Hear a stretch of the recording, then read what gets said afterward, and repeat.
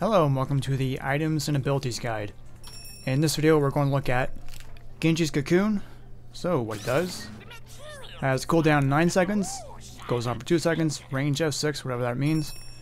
So I'm going to redo this format. I'm going to explain everything and also try to show you as well, instead of just trying to tell you, for those who learn better by being shown how it works.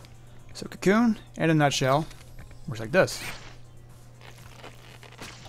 So what just happened there was that when I put my target into a cocoon, it can be anybody. Get out of the way here. So any enemy or neutral person, they get caught in that cocoon and no one can damage them. So you can't damage them, their enemies can't heal them, anything like that. They get put out of the action for a couple seconds. You can't pass through them, so droids can't go through them or anything like that, so it makes a decent barrier. However, bear in mind that since it only affects enemies, I don't think allies can go through them either, so it does block droids, so your droids can't go past them, so do bear that in mind. And it can cancel a lot of enemies. So see where you saw a solar boss about to try to puke at me. I was able to cancel that animation, and he wasn't able to do that. So right there, his puke just dribbled down him instead, rather than flying like it usually does. So showing that means that you can cancel a lot of animations that lead to an attack. So where that charge up animation would lead to that attack animation, you can cancel Clunk's Explosion, Raylan's Snipe, Ayla's Rage, Thurple's Nuke. As long as you have the timing down, you know how long the animations go on for, you can cancel some attacks as long as you are able to land a shot with the Cocoon. So Cocoon does have that upward arc to it, so it kind of lobs ahead. So if you're trying to go for someone right in front of you, I think the 6 means how far it goes until it drops down, because even when you're going for someone far ahead of you, it doesn't really expire until it hits the ground. So it can even bounce off walls, or you can just lob it into the air while you're running away, and hopefully hit your target while you're escaping. It's a certain possibility that could work, and I can even show you that it bounces off the walls as well. So Cocoon does have a slow speed to it, but you can use it to time shots. But do bear in mind, it doesn't pass through platforms like the butterfly shot does. So each item I will kind of show you how it works. And for Awesomenauts specific ones, I'll turn on the bots and I'll show you how that works depending on what item it is. So I'll go down the belt each time and show you how that works. So the Butterfly Nebula does, can be bought twice. 165 solar adds a slowing effect to the Cocoon. Goes on for 2 seconds once they leave the Cocoon. So they actually don't stay in Cocoon any longer than the usual 2 seconds. It's just that when they leave, they are actually a bit slower. So see how fast the creeps are going here, the critters. When I hit my Cocoon at them, notice the difference that they go. It's actually 20% slower. So it's pretty good. It works very well for if you're trying to escape. Of course, you're pretty much guaranteed an escape. Or it works really well for when you're trying to chase after somebody. So once you have that, you can catch up and then mow them down. So it works very well in that regard. You hit someone with Cocoon and you get your allies rallied together, and then you all go towards that one person. So it doesn't really show the most towards Solar Boss, but it does help a little bit. But it does show the most against the critters. So add on that extra 20%. So it doesn't actually add on to the Cocoon time. It just shows it only affects when they leave the Cocoon. So you can see how fast they're going. Apply that Cocoon to them, so they're slowed. Slowed by 40%, so that does really help with whatever you need to do, either escape or help chase someone down. Whatever you feel that you need to do. If you're trying to Cocoon droids more often than Awesomenauts, rather, if you want to focus more on lanes or anything like that, so when you're trying to Cocoon a droid by himself, doesn't really do a whole lot of good, especially in this case here. So try to cut them down a little bit. So right here, doesn't really work all the time because see right there, they're either fighting each other or it doesn't really make a whole lot of difference. So if you want to make your lane pushing capability much better with the Cocoon. You can get the last Pure Day Transform A. It's 185 solar, gives a hummingbird droid when it hits an enemy droid. So they would have 550 health, they will do 70 damage. Do bear in mind that droids do reduce damage to each other, so I think they do 52 damage instead. And movement's 5.2, so I'll show you how that works. Get down to the bottom lane where there's some blue droids. So it doesn't kill them, it just roboticizes them into your hummingbird droid. So notice how it's doing less damage to droids, but it would actually do the full 70 damage to an enemy Awesomenaut. So if that droid gets the last hit on something, be it a droid or an Awesomenaut, I get that payout because that droid is actually mine. So that gives me the full reward of it. So notice how it goes that. You can just leave them be. They work quite well for doing that. Does block droids movement, that Cocoon does. To do have a bearing in mind of that. So it can work quite well if you want to make your push more effective. Or if you want to take out droids faster. So it could be a preferred choice rather than the storm drum. If you want to take out droids faster, help push better. If you get enough droids coming along, you can actually do quite a bit of damage to a lane if you're left alone. Doesn't really do a lot of progress at first, but once you start letting it pile up, even if you don't attack droids, just focus on building your army. It can work quite well. So my hummingbird was able to get over there no problem. Can't really do a whole lot until they start coming here. But I think you kind of get the idea now. It only works on ground buzzsaw droids on the enemy team. You can't convert your own droids or anything like that. That will be quite interesting. But once they die, they don't die. They drop that solar, so I don't think the enemy will get a payout for killing them.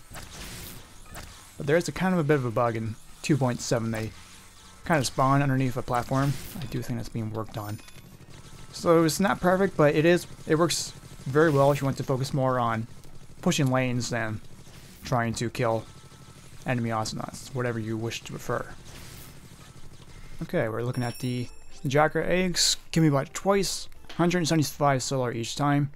Gives 100% lifesteal to the damage you do from this item. So it does 150 damage the first time, and you get full lifesteal. So I'll try to give a demonstration of that. Take some damage from the solar boss, and the damage back. So you notice the damage he takes from the Jacker eggs, I gain back from lifesteal.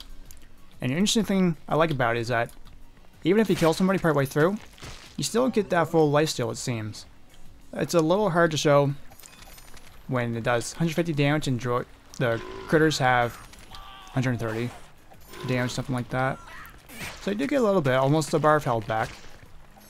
And if you want to do more, you can do that twice the amount. So twice the amount of damage and twice the amount of lifesteal. So show it on a droid, on a creep. And it's a little hard to show the full lifesteal, so I need to take some more damage. So, take some more. And even if I back away, I still get that full lifesteal. He takes 300 damage, I get 300 health. So, showing it on a critter. See, even when the critter dies, I still get my full lifesteal. So it can work quite well if you want to combine the Cocoon when you're attacking critters to get health. Or if you're in a 1 versus 1 fight and you're trying to sustain yourself better. Works very well in that case. Especially when you have health packs and critters lying around the place. So when you're low on health and you're trying to get away, just do that. Or just buy yourself some more time. Combine it with another health item. It can work very well for that. Helps your sustainability, and since you get healed back and then you take some damage, works very well if you're going for more aggressive style. Also the droids. Any enemy that gets wrapped in a cocoon, that effect will take place on them. Alright, the Misfortune Cookie can be bought twice, 215 solar each, and it reduces the health by 10%.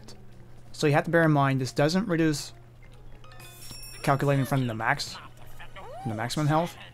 So say you use it on a critter, you can hardly even notice it. It does hardly anything to it. Or somebody like the solar boss will lose 10% of their current health. You will notice here it's quite a bit, but a lot of people think it's the max health. It doesn't appear to be so, because once I start giving more damage to the sword boss.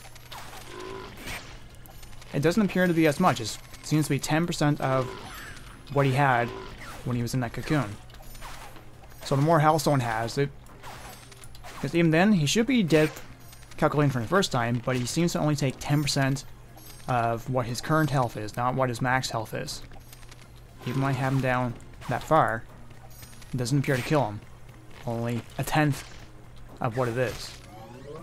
So it seems to work the best for initiating.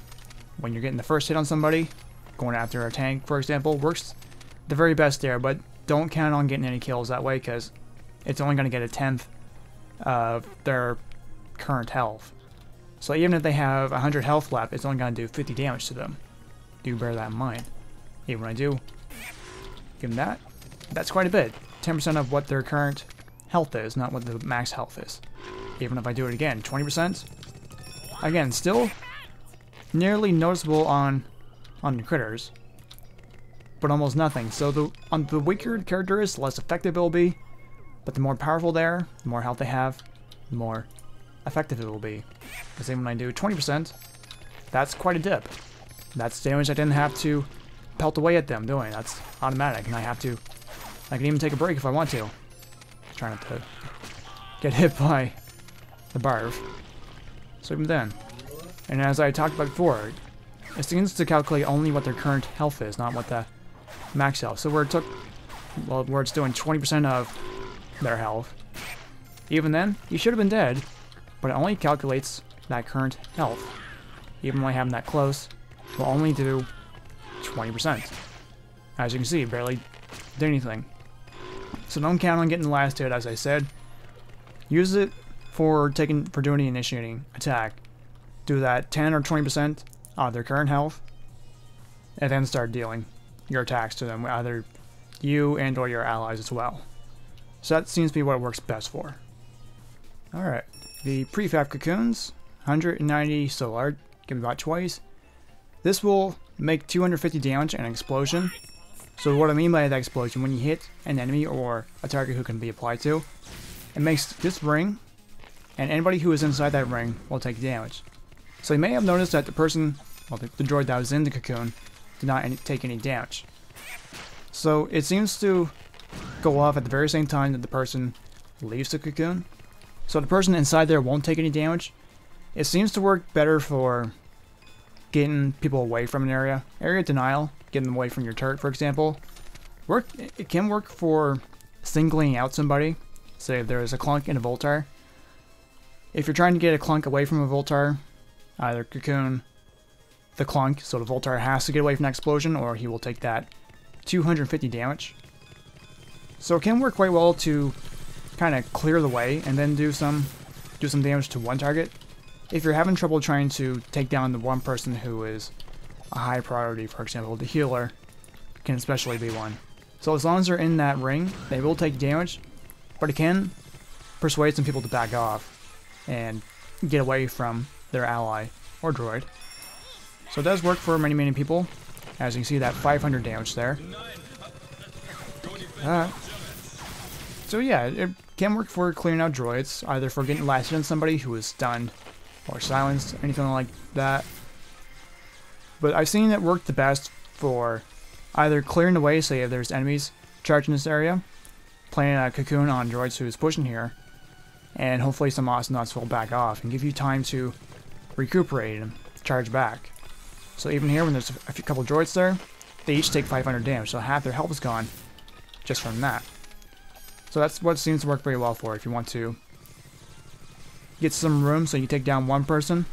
That seems to work very well for that. Okay. Having a look at the Moon Nectar, 175 solar. This is cooldown 0.4 seconds, 2x 50. So you're probably wondering what that means. So every 0.4 seconds, it drops 2 little health packs that gives 50 health in each direction. So that's at every 4.4 seconds for the 2-second duration. So 5 times, I believe. 4, 8, 12, 16, 20. So 5 times drops 2 health packs each direction. So 500 health. So it's actually the size of a full health pack. But it actually can be a problem, because if you want that full 500, you have to stay in that area. do bear in mind there are pros and cons to this item. It's a fairly cheap item, but it works best for this type of situation. For droids, this works very, very well for pushing droids. It can work very well if you are trying to focus on one person. Gives you lots and lots of health back, as long as you're able to stay in that area and fight them. So this can be combined with some items if you're going for more droid focused build, or if you're trying to be more of a self-sustaining character or help sustain your allies type of thing. It can work quite well for that. They do last for a little while, not too long though, so you can't delay in picking them up. So that works very, very well for pushing lanes, as long as the droids can make it there. That's the only thing. So that it seems to work better for pushing droids. However, it does have its uses for pushing lanes. So it's a good or bad thing. The droids may end up taking your health, or you'll be saving that health for droids so that you can help them push. That kind of thing. So notice how they're taking damage. No problem. And I'll help him take him out. I'm kind of give you an example that he'll get his health back. Like so. Good as new. Alright, so hopefully this version was of use to you. Just trying new formats and new ways of doing that. Hopefully showing you was more effective. So yeah. Thanks for watching.